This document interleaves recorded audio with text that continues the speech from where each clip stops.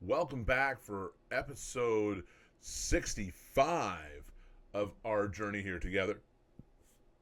Here we're starting to get into the final part of our music history lessons, looking at music in America, starting off with jazz and going to some other things as well. These ones, I believe, are going to be on the shorter side. And then you're finished your final year of music history with me. Hopefully it's been a blast. We still have got about 6 more episodes. So let's buckle in and look at music in America, jazz, and beyond. So in the 19th century, a gap began to form between popular music and what we now call classical music. The division has been especially noticeable in the United States, a nation known for its populist nature. However, efforts to bridge the gap have also been more vigorous in America than anywhere else.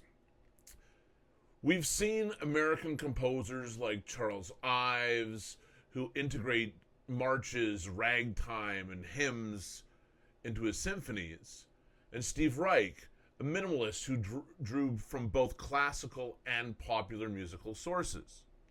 These composers often blended elements of both genres, reflecting the unique musical landscape of the United States. The term classical and popular can be confusing, especially when discussing American music history. More helpful terms are cultivated and vernacular. Cultivated music is like a carefully nurtured plant in a greenhouse. It refers to music brought to America, developed, and taught in formal settings like concerts and conservatories. Vernacular music, on the other hand, is like speaking your native language. It's the music people naturally sing and hear in their daily lives. There is a historical irony in this terminology. The word vernacular comes from the Latin vernaculus, which derives from verna, meaning a family slave. This is significant because African American music has played a central role in the story of American music. The deep and complex heritage of African American music has profoundly influenced both cultivated and vernacular traditions in the United States. So, long before European settlers and African slaves arrived in North America, Native Americans had developed their own distinct musical style, as briefly mentioned in our discussion on sacred chant. However, as Native Americans were displaced further westward, their musical traditions played a minimal role in shaping European American and African American musical developments. Among the early European settlers and their descendants, the history of music was not initially rich. Puritans, for instance, viewed music as frivolous except when supporting religious practices. In Puritan church services, rhymed versions of the Psalms were sung without musical notation, using only a few well-known tunes for all 150 Psalms as found in the Bay Psalm Book of 1640. This was the first book printed in North America. Over the years, early American musicians focused on composing new psalms and hymn tunes and improving church singing. William Billings, who lived from 1746 to 1800, William Billings of Boston is often regarded as the first notable American composer. He composed hymns and fuguing tunes, which are simple anthems based on hymns and some counterpoint. Fuguing tunes, then sung with fervor, convey enthusiasm, roughness, and vigor. In contrast, Franklin's contemporaries, who were more secularly inclined, enjoyed classical music of the period. However, without well-established musical institutions, there was little support for native composers outside of church settings. During this era, The challenge was not distinguishing between cultivated and vernacular music, but rather finding written music to engage with and discuss. As American cities expanded during the 19th century, a burgeoning interest in concerts grew alongside them. George Templeton Strong, a prominent New York lawyer and civic leader, chronicled his experiences attending symphonies, oratorios, and organ music in his extensive diary, highlighting the enthusiastic reception of these performances. By the mid-1800s, major cities across America boasted concert halls, opera companies, and amateur choral societies. The 1860s marked the establishment of the first conservatories of music in cities like Boston, Cincinnati, and elsewhere, further solidifying the cultural landscape. American audiences eagerly attended performances by European celebrities, and native composers and performers began to gain recognition. Among the first Americans to achieve international acclaim were Anthony Philip Heinrich, an eccentric early Romantic composer of German origin, and Louis Moreau Gottschalk, a virtuoso pianist from Louisiana.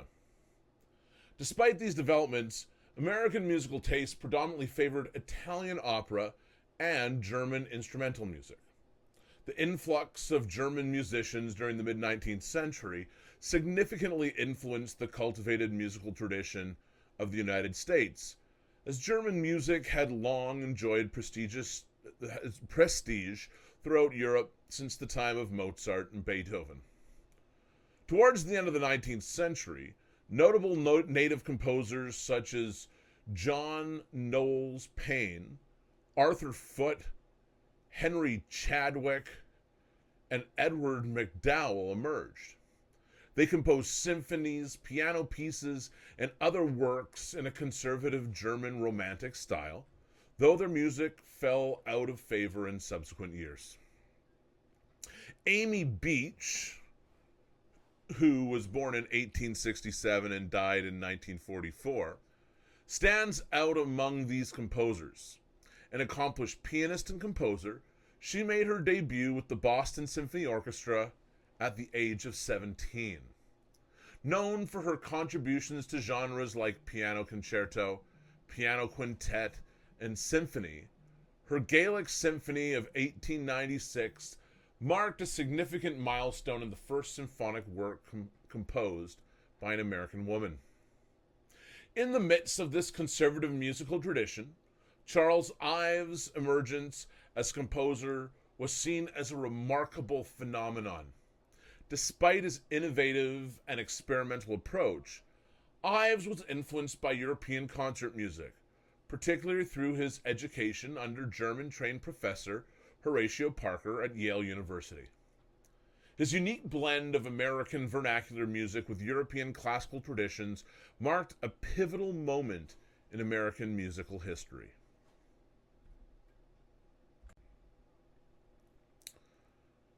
Stephen Collins Foster and John Philip Sousa are iconic figures in American music history, each contributing significantly to the popular and vernacular musical traditions of their time. Foster, known for his timeless melodies and poignant lyrics, led a troubled life despite his musical success. He was heavily dependent on Christie's Minstrels, a prominent theater troupe, which held exclusive rights to his songs and helped popularize them across America.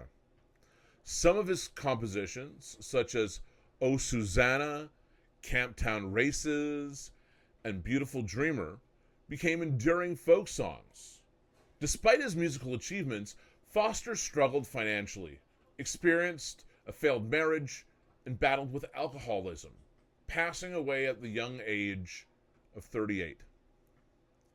John Philip Sousa, of Spanish and German descent, initially served as a bandmaster in the Marine Corps before forming his own immensely popular touring band. His compositions, especially his marches, exemplified American patriotism and musical vigor. The Stars and Stripes Forever, often considered his masterpiece, is one of the most recognized and beloved marches in American history. Even those unfamiliar with the title likely recognize its spirit and melodies. Both Foster and Sousa epitomize the dual aspects of American music during their respective eras.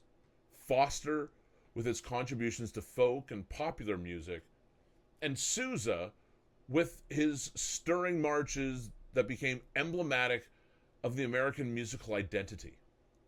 Their legacies continue to resonate in American culture, influencing subsequent generations of composers and musicians.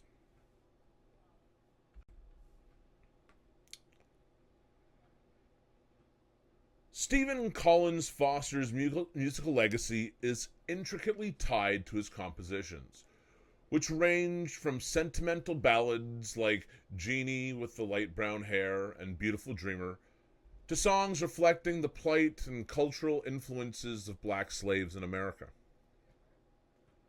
Foster's notable plantation songs, such as Swanee River, also known as The Old Folks at Home, and Old Black Joe, captured the sentimental and sometimes idealized view of plantation life, often portrayed through the lens of minstrelry. Minstrel shows, popular during the mid-19th century and performed by white actors in blackface, indulged comedic routines, songs, dances, and banjo solos. While viewed today as a crude and offensive parody of black speech and character, minstrelsy also acknowledged the vitality and influence of African American music, particularly the music of slaves. Foster's compositions, deeply rooted in this tradition, reflected both the cultural complexities and musical innovations of his time. The music of African American slaves, though not well documented due to the lack of dedicated folk song collectors at the time, preserved many native African musical traditions. One significant example is the use of call and response, a musical practice common in West Africa, where phrases sung by a leader, or soloist, are echoed or answered by a chorus.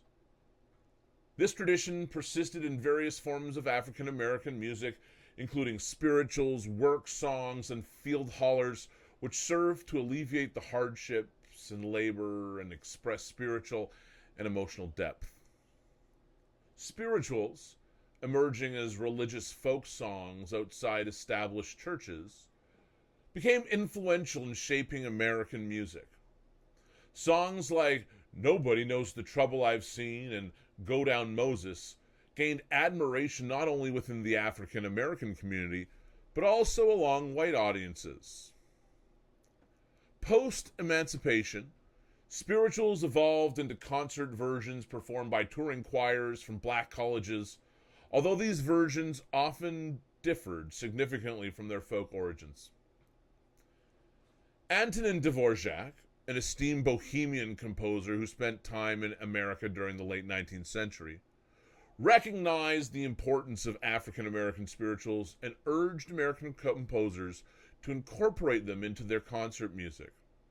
His Symphony No. 9, From the New World, is perhaps the most famous example of this influence, where he skillfully captured the spirit and melodies of spirituals.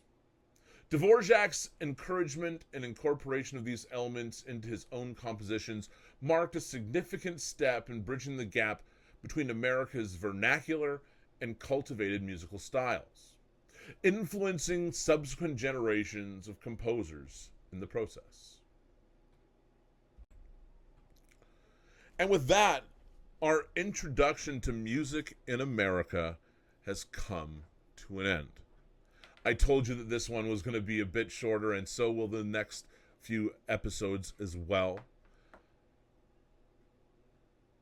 The really cool thing about what we're going to start hearing in some of our musical examples is the fact that we actually have recordings of the artists who we're talking about in our lessons.